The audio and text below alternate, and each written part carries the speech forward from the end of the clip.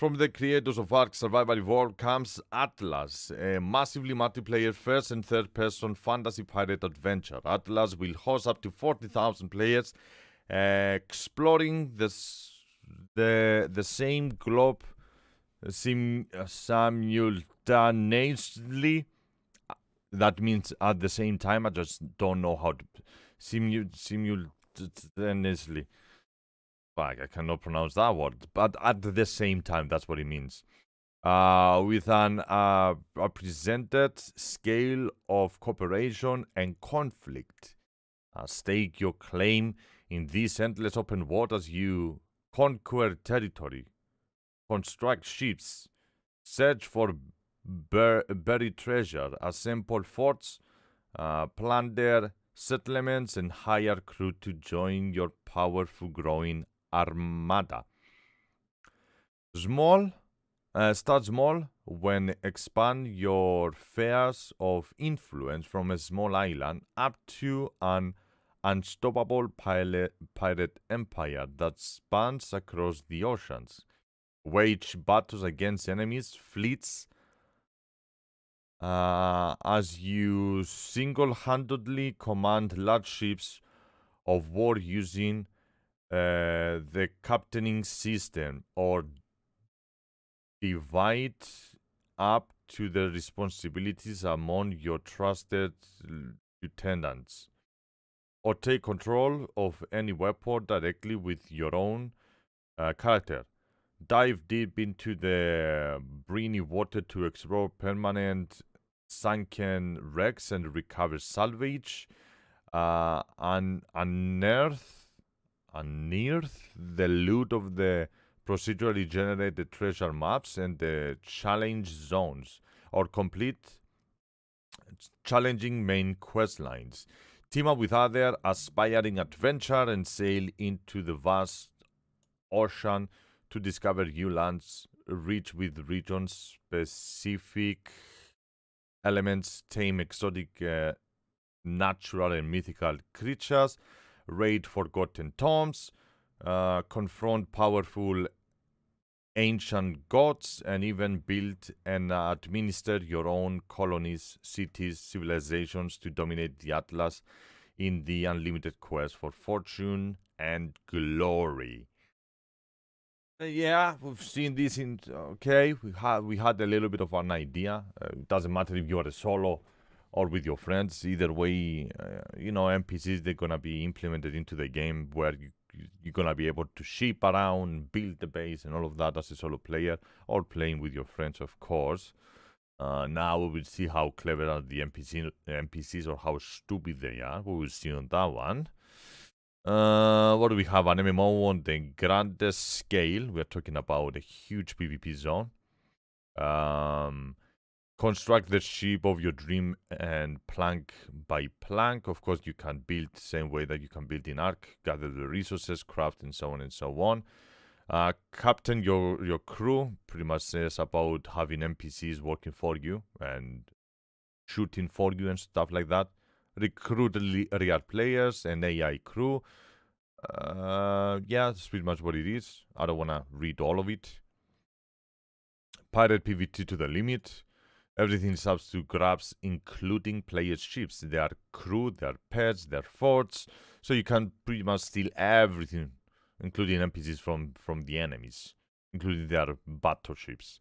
Cool.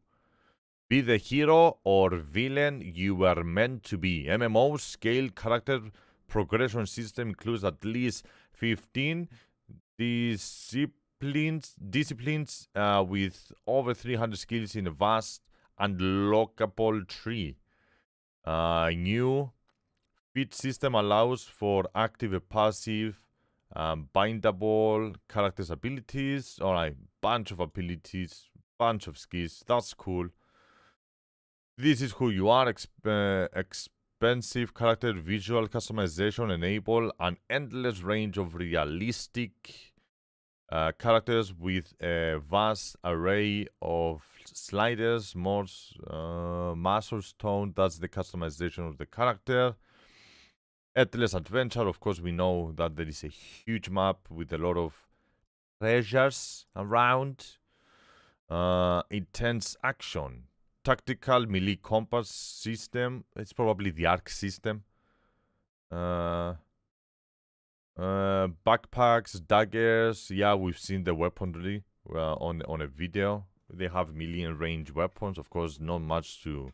They didn't show much, but some basics over there. Of course, with the swords, the guns. I'm expecting bows and stuff like that for Mark as well. Now, that's something interesting. Form a company, claim territory, and apply taxation and behavior rules to that which you own. Be a benevolent governor,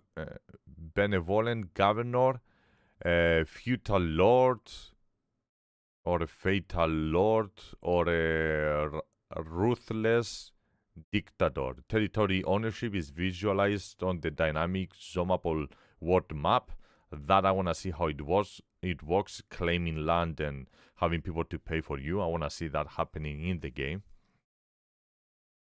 He's talking about how many creatures they have. We already know that only 50 creatures they will be released compared to Ark Survival Evolved that they first released the game with 65, I believe.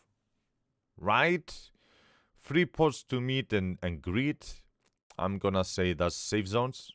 Starter zones allow you to learn ropes and meet new players. Safe place, alright? Safe zones. Cool. In Ark, you don't have a safe zone.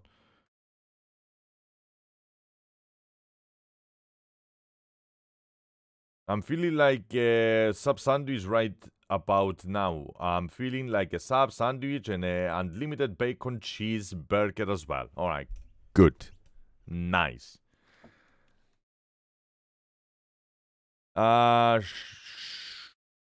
Shoulder mounted parrots and monkeys give buffs. I'm gonna get there, I guess. Unless I passed it, which thank you. And it mustn't. Oh, there we go.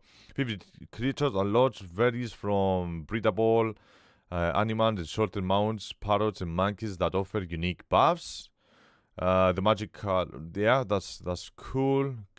Gigantic sea monsters, creatures that be found in the logical regions, use skills and taxes. Yes, like, it's arc taming, which, different tames, they do different stuff, which is cool. It's cool. They use the same system again. We have the same spots. Build your empire. Overhauled built-in system includes automatic foundational elevation adjustment, dynamic tile type swapping, improved snap detection. Alright, all about the building mechanics. Powerful mod and server functionality. Want to build a World War II Spitfire of a flying Forcer bomber with fully walkable interior. Alright, that's the interior basically. Alright, I don't want to go through all of these. Unofficial atlas can be of any size. You can build any size that you want. Underwater zones. Cool. Far more. Stay tuned for more details of the expensive feature and content of Atlas. This brief sampling is just the type of the iceberg. This says pretty much that they have a lot of content hidden that we will see. And a brief history of Atlas. Long ago, far above the watery world of Atlas, there once existed a magic-powered golden age where great empires of the sky lives at peace alongside magical creatures, flourishing upon floating continents above the clouds, all powered by a magical source of energy known as Heart of the Goddess, granted by the powerful beings who dwell in the stars beyond. However, a powerful warlord known as Havos or Hevos sought to unite the human civilization over the magic kind and launch a war that broke the heart into pieces, unleashing a wave on destruction and shattered the floating land masses and planked them into the water below. All right, I don't want to read more because of my horrible English. Thank you very much. A little bit of history. It was ruled by the heart of goddess, and then you have this Hexon, Hevos guys, or Xevos, if it's Greek, Xevos, if it's English, it's Hevos. Guy gave a distraction. It's gonna be probably the end game bad guy that you need to defeat, while you are trying to create civilization, while everyone is fighting everyone in a pirate theme Ark MMO game. Ta-da!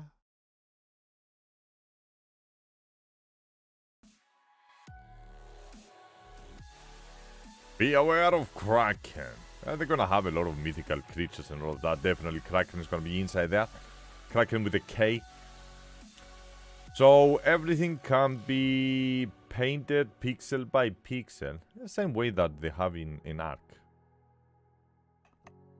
Of course, there is a lot of little things inside the game, but we got an overall idea behind the big picture. What is the game about?